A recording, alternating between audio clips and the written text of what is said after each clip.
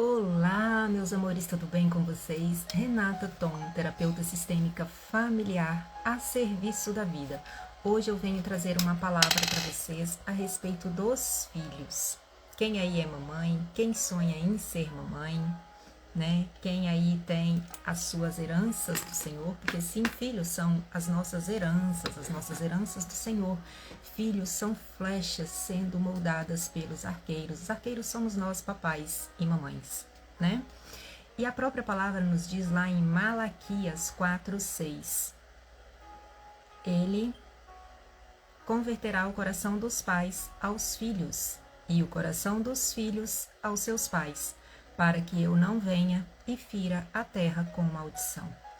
E como nós iremos conduzir, né, educar, criar e estar aí comprometidos a ensinar os nossos filhos no caminho?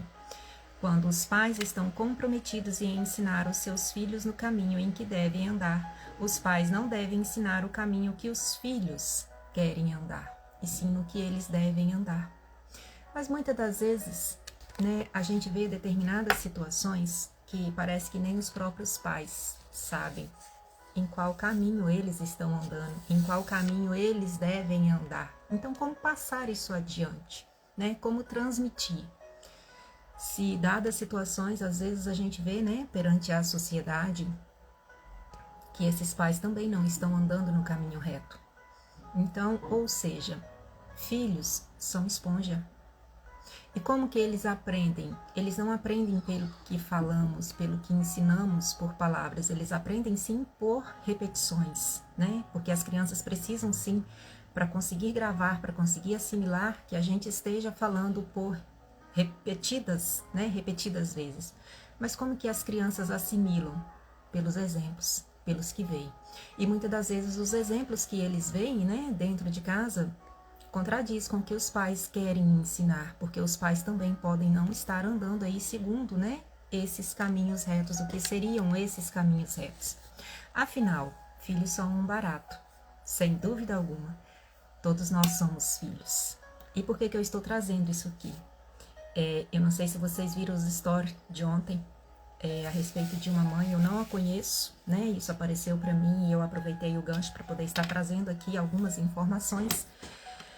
Uma mãe que parece que estava em conflito na justiça, requerendo os direitos de pensão, né, do pai dessa criança. Só que o que aconteceu? Eu não sei se ele é criança, se ele é adulto, né, porque no vídeo não dá para identificar. Só que esse filho está muito revoltoso com a mãe e faltando até com o respeito com essa própria mãe. E o que eu quero trazer aqui não é sobre o comportamento da mãe ou o comportamento do pai, mas sim sobre o que pode estar por trás de levar um filho, né, a chegar ao ponto de ter essa reação, de se tornar reativo a esse ponto com essa mãe. Todos nós somos filhos. E quando a gente se apega ali naquela condição, né, de ser mãe, né, com um exame positivo, é um susto. É um susto. Apesar disso, todo casal se surpreende com a chegada do filho pela grandeza dessa tarefa da maternidade e da paternidade.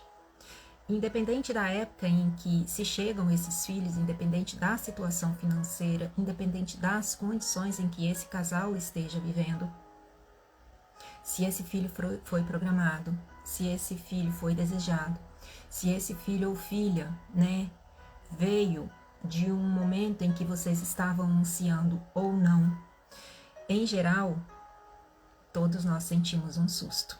Quem nunca, né? E os assombros e os medos de que aquela boa surpresa da maternidade te apavora. No fundo, vocês sabem que é muito mais do que menos. E a chegada do filho traz muitos temores, traz muitos medos, né? Muitas das vezes traz muitos conflitos. Meu Deus, logo agora que eu estou passando por essa situação financeira, como que eu vou cuidar de um filho financeiramente? E é uma experiência extremamente densa e profunda, pois não mexe só com o superficial, só com a estrutura, né? Só com o preparativo dos cuidados médicos, né? Se você tem, se você não tem condição, com os preparativos de preparar aquele quartinho. Qual é a mãe que não enche os olhos ao ver tantas coisas lindas que tem para os bebês hoje em dia, né? Antigamente, as mamães preparavam o seu enxovalzinho no neutro, amarelinho ou verdinho, porque geralmente nem se sabia qual era o sexo desse bebê que estava a caminho, né? Então, o que viesse, que vinha de muito bom amor, de muito bom grado, mas não havia aquele impacto, aquele cuidado, né? De você estar ali nos mínimos detalhes, preparando que seja para menina, que seja para menino. Os chás revelações hoje, com tamanha profundidade, com tamanha grandeza e exuberância da forma que a gente tem visto, né? Mas na realidade, isso é tão profundo que ele mexe com uma experiência visceral. É como se estivéssemos experimentando conquistas com as próprias vísceras e os órgãos internos. Quem é mãe sabe o turbilhão de emoções que a gente oscila aí, né? Entre o medo, a confiança, a esperança, os temores, né? E o maior assombro do casal é a perda da intimidade. Porque sim, os filhos, querendo ou não, quando eles chegam, eles dependem de total necessidade de cuidados. E aí, de repente, você leva um susto. Aquilo que era para nos unir parece estar nos afastando. E por que tudo isso ocorre? Tudo que uma criança precisa é amor. Mas a gente quer dar mais. A gente quer dar algo muito além, né? Os preparativos, o enxoval, né? Essa receptividade, a gente quer dar. E a realidade é que o casal perde intimidade, sim, mas ele ganha em profundidade, porque a conexão de dois seres gerando um. Olha a profundidade disso. O encontro de dois seres imperfeitos, comuns, diferentes, incompletos, que se complementam e geram uma vida. Isso é muito grandioso olhar para isso. Ninguém segura uma criança que se sente amada. Essa é a primícia de que você poderia, né, conseguir ter uma vida em harmonia. Por quê? A nível de lei, nós sabemos que uma família é constituída a partir do momento do casamento, né?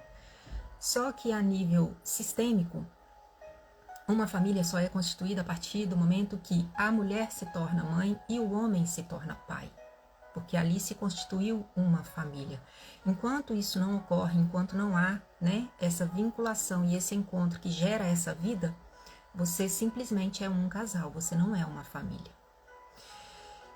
E quais são os prejuízos que geram, né, consequências de chegar ao ponto desse vídeo? Se você não viu, está logo aqui abaixo no feed, de situações como essa. Isso ocorre porque leis foram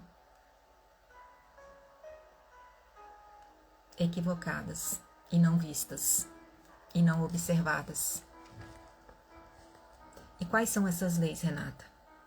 Quando você ignora, né, o conhecimento dessas leis, os conflitos se instalam. E a primeira lei é a lei da ordem e hierarquia. E diante da constituição, né, de uma família, com a chegada dos filhos, qual é a precedência? Nós sabemos que quando chega uma criança, esse bebê, ele precisa sim da totalidade dos cuidados, principalmente quem? Da mamãe e do papai, né? Mas aqui há um risco, porque quando eu coloco esse filho em primeiro lugar e não olho para a precedência da minha relação de casal, os conflitos começam a se instalar. A relação tem precedência aos filhos. É preciso voltar a atenção para o bebê, mas eu não posso abrir mão da relação. E ali é que se instalam os problemas, quando nós colocamos os filhos acima da relação de casal, no lugar do cônjuge. Com isso, enfraquece a relação de casal. E enfraquecendo a relação de casal, você estará na condição de enfraquecida para olhar para a maternagem e para a paternidade. E como resolver isso? Principalmente para você, mamãe, porque o primeiro momento ali inicial, né, toda criança quando ela nasce, ela passa por um processo muito profundo de simbiose com a mãe. E aqui eu quero trazer um fato que aconteceu quando eu engravidei. Eu tinha, assim, muito esses temores e esses medos, né, de como eu iria ali estar gestando e trazendo uma vida, dadas as circunstâncias das quais eu vivia na área de saúde nesse presente momento. E meu esposo chegou para mim e me disse o seguinte: você sabe que para mim a prioridade é a sua vida. Então, com a chegada desse filho que está no ventre sendo formado, a responsabilidade é totalmente sua de trazê-lo ao mundo. E eu tomei aquilo como verdade absoluta. E sim, eu me apeguei àquilo.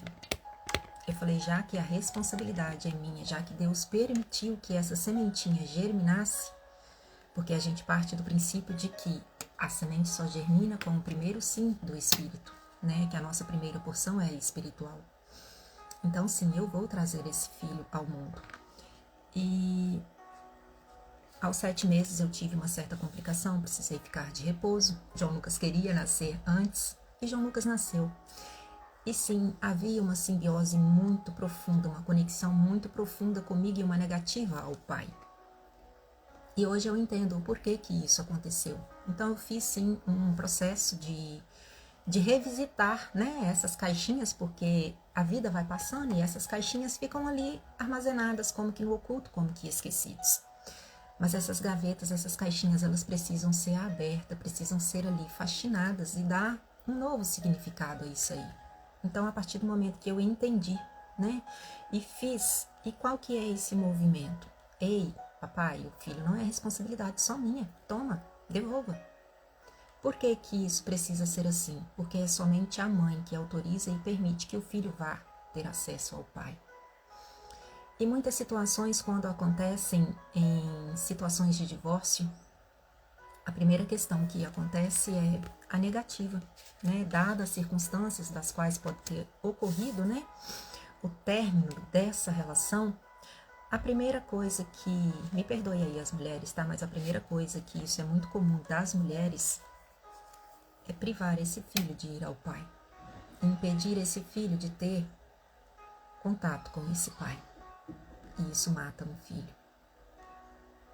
filho por dentro.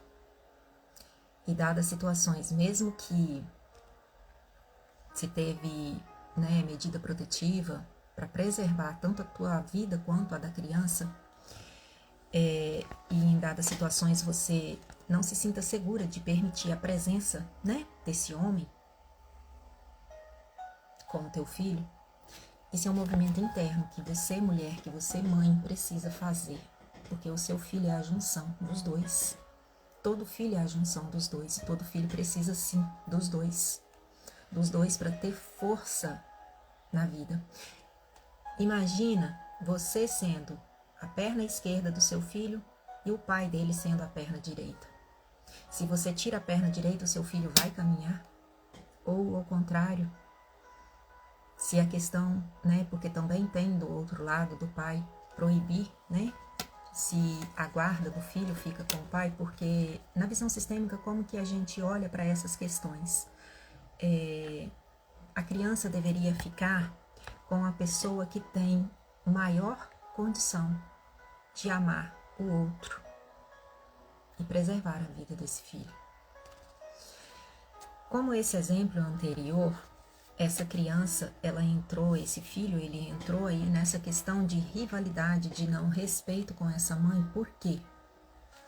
Por que que isso ocorre? Porque quando há ruptura conjugal, você coloca as crianças no meio da situação e olha para o pai, colocando a raiva no pai. E ela verbalizou o teu pai. Só que quando você entra numa ruptura conjugal, por exemplo, algumas mães ou alguns pais podem dizer: o teu pai me traiu, a tua mãe me traiu. Pai e mãe nunca traem. O que trai são maridos e mulheres, esposos e esposas. Pai e mãe não traem. Então, tomar essa consciência de olhar para essas funções e verbalizar isso da forma correta, já começa a colocar o sistema em ordem, porque a alma das crianças sentem. E diante dessa situação aí, se você de repente está passando por alguma demanda com seu filho, com sua filha, de estar tendo aí conflito, e você está numa ruptura conjugal, o conselho que eu te dou: permita o teu filho, permita a tua filha amar o papai dele, o papai dela. Permita. Isso é direito dele, é direito dela. E mesmo que te doa, como que você pode, de repente, aqui conseguir fazer isso? Se o seu filho ainda é criança, você pode verbalizar isso no ouvidinho dele, no ouvidinho dela, quando ele ainda estiver dormindo. Porque a alma sente, a alma sabe, a alma ouve. Então verbalize, permita. Filha, eu te permito amar o teu pai. Filha, eu te permito amar o teu pai. Se o seu filho é maior de 12 anos, e aí sim, de repente ele já pode ter ali condição, de ter uma conversa mais aberta. Então que você possa ter maturidade de conseguir, ter essa conversa e separar que a tua questão conjugal é a tua questão conjugal. Pai não é quem cria. Pai é quem libera a semente. Mãe, a gente sabe de onde a gente veio, porque mãe é uma só e a gente é nutrido dentro do ventre materno. Então não há como negar quem é a mãe. Mas um filho não pode ter força de ir para a vida se ele vive só na esfera da mãe. Ele precisa romper esse cordão umbilical. Como que se rompe o cordão umbilical? O cordão umbilical, nós sabemos que no parto é o primeiro rompimento do cordão umbilical. Só que, como eu disse, esse processo da simbiose é como a criança que nasce e não consegue se ver como um indivíduo. Ele vê a mamãe como a extensão dele. Então, quem rompe essa simbiose? A mamãe, permitindo que essa criança vá para o papai. O papai é o primeiro diferente na vida de uma criança. Se a mamãe não permite que essa criança vá para esse primeiro diferente, ele não vai saber como conviver e se relacionar com os terceiros, estranhos, com o mundo lá fora. Então, o que nós temos visto hoje, muitas questões de relacionamentos não só conjugais, mas relacionamentos de um modo em geral, principalmente aí na fase da adolescência, como a gente tem visto hoje. Vícios, drogas, esses são os pormenores do que tem acontecido. Nós temos visto muitas crianças perdidas nos tablets, na frente dos computadores, nos vícios em joguinhos, porque estão sem força de ir para a vida. Eles precisam sim das duas partes, das duas pernas para caminhar. A segunda lei que, em geral, é negligenciada seria a lei do equilíbrio. Essa lei do equilíbrio, ela é voltada para o casal. E quando o casal não prioriza a união, como eu falei aqui antes, coloca a relação como precedência perante os filhos, há o desequilíbrio. E isso gera ressentimentos e disfunções. Por quê? Em geral, a balança pesa para a mulher desfavoravelmente. E ela muitas das vezes se arroga. Eu dou conta sozinha. E aí junta com eu não confio na função do pai em cuidar do meu bebê. Isso gera sobrecarga. E na sobrecarga você vira um barril de pólvora. Infelizmente. Nesse processo de simbiose que eu passei com o João Lucas, até ali por volta dos 3, 4 aninhos, ele não aceitava o pai cuidar dele. Isso me gerou muita sobrecarga, porque até com relação a terceiros, né, a chegar e cuidar, ele rejeitava, ele negava. Isso gera sobrecarga, isso reflete o quê? Na relação. Então, como cuidar dessa criança mantendo esse equilíbrio, né, dentro da relação? Um conselho que eu te dou, mamãe, um conselho que eu te dou, mulher. Quando estiver cuidando do seu filho, cuide dele, cuidando do seu esposo. Olhe para essa criança, enquanto eu cuido de você, meu bebê, eu estou cuidando do meu marido, porque no seu bebê também tem a junção do papai dele, que é o teu marido. Então isso já traz a nível de inconsciente um certo equilíbrio. Ela entra nesse ciclo e há uma arrogância e ela desqualifica as funções do outro. É preciso confiar, é preciso acreditar, porque senão isso vai gerar ressentimentos com as funções e desqualificações das funções do outro.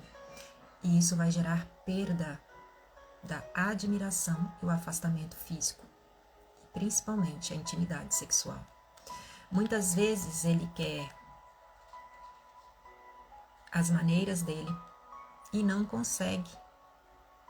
Você não consegue delegar as funções porque não acredita no potencial e você desconfia. E isso gera conflitos o quê? Conjugal. A maternidade é muito visceral para as mulheres. E qual é a solução, então? Dar precedência à relação. A relação é a primícia. Ela vem primeiro. Ela precisa de precedência. E quando você estiver dedicando-se ao teu filho, dedique-se ao teu esposo juntamente. É o que eu acabei de falar, né? Anteriormente. E aqui, assim, só para complementar, lembre-se que os filhos vão crescer e vão construir a vida deles. E algo muito profundo que durante algumas situações das quais a gente estava, né, enfrentando com o João Lucas, eu fui levada a um lugar de entender que a questão nunca é da criança. O problema nunca é da criança. E muitas das vezes, até com relação à questão de doença, as crianças não adoecem. Algumas questões que acontecem com as crianças, eles estão querendo dizer o seguinte: ei, tem algo disfuncional e vamos olhar para isso? Isso são dinâmicas muito ocultas e conseguir ter consciência do que há por trás disso e solucionar traz a paz novamente ao lar. Então, o que eu quero deixar aqui, a oportunidade de criar algo novo a partir da constituição de um sistema familiar são os filhos. As suas impressões particulares impregnam as suas identidades nesse novo sistema. É os filhos que geram esse novo sistema familiar. Enquanto você não tem filho, você é só um casal. Então, que você possa aproveitar e potencializar os ganhos que a maternidade e a paternidade lhe traz. E como eu já falei anteriormente, muitas das questões que muitas das vezes, né, nos leva para esse lugar de insegurança e de conflitos conjugais é como está o seu feminino, como está o seu masculino. Porque se você chega numa relação ferida, né, com o feminino ferido, a maternidade vai se tornar muito pesada. Muito pesada. E muitas das vezes as crianças é que vão entrar aí pagando a conta, né? Numa ruptura conjugal, quando você vai refazer uma nova família, porque sim, todos nós temos, né? Essa liberdade, não deu certo com um, rompeu-se ali aquela relação, todo mundo tem o direito de se refazer na vida. E Bert Helling dizia o seguinte: para separar é preciso muito amor do que para casar. Porque como termina, recomeça.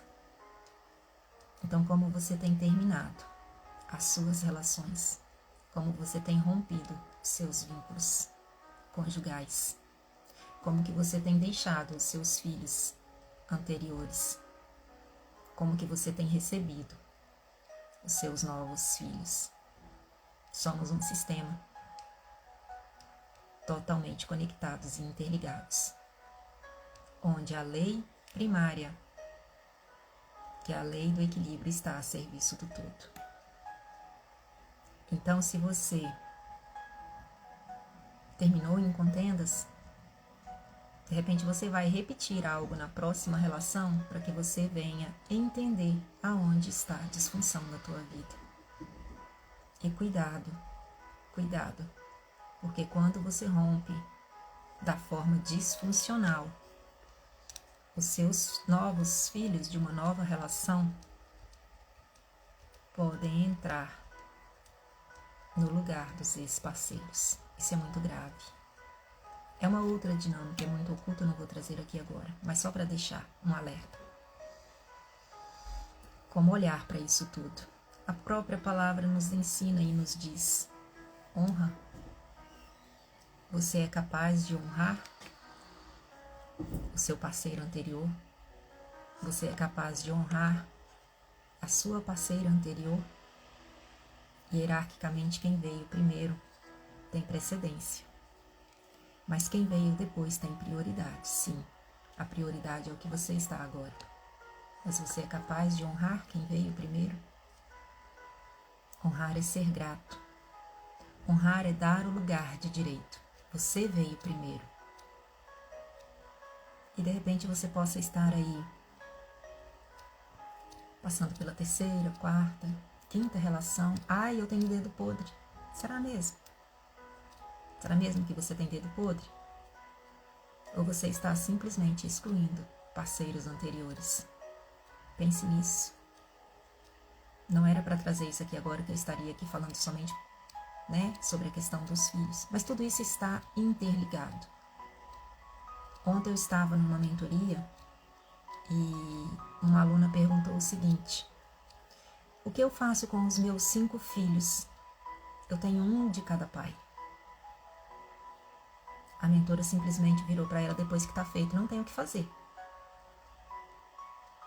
É você repensar no que você está fazendo. Daqui a pouco vem o 6º, 7º, 8º e por aí vai. Vínculos.